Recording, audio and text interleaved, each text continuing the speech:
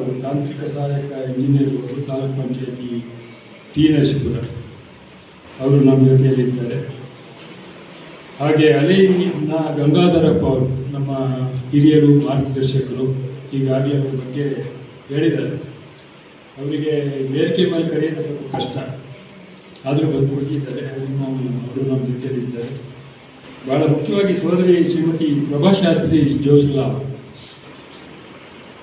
ನಿಮ್ಗೆ ಅನಿಸುತ್ತೆ ಇಂಥ ಕೊಡುಕೊಳ್ಳುವ ಸಹಕಾರದಿಂದ ನಾವೇನು ಭಾಷೆಗಾಗಿ ಹೊಡೆದಾಡ್ತೇವೆ ಅದು ನಿಂತು ಹೋಗ್ಬಿಡುತ್ತೆ.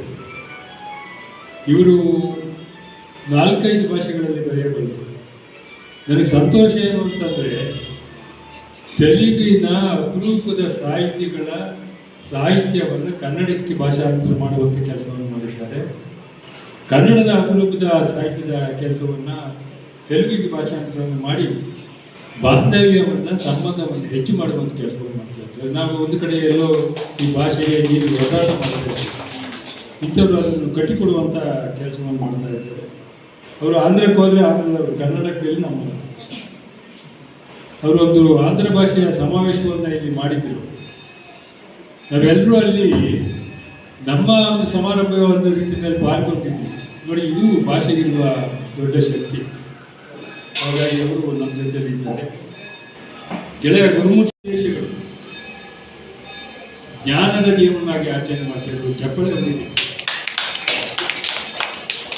ನನಗೆ ಅಂಬೇಡ್ಕರ್ ಏನು ಅಂತಲೇ ಗೊತ್ತಿಲ್ಲ, ವಿಶ್ವ ತಿಳ್ಕೊಂಡಿದ್ದೆ. ನಾನು ಇದನ್ನು ಮಾತಾಡ್ತಾ ಹೇಳಿ ಆಮೇಲೆ ಈಗ ಇತ್ತೀಚೆಗೆ ಡಾಕ್ಟರ್ ಅಂಬೇಡ್ಕರ್ ಅವರ 136ನೇ ಜನ್ಮ ದಿನಾಚರಣೆಯ ಅಂಗವಾಗಿ ನನ್ನವ್ವ ಸಂಸ್ಕೃತಿ ಕಲಾ ತಂಡದ ಮುಖ್ಯರಾದ ಯಾಚನಹಳ್ಳಿ ಮಹಾದೇವರ ನೇತೃತ್ವದಲ್ಲಿ ಕನ್ನಡ ಕಣ್ಮಣಿಗಳಿಗೆ ಸಾಧಕರಿಗೆ ಸನ್ಮಾನಿಸಿ ಗೌರವಿಸಲಾಯಿತು.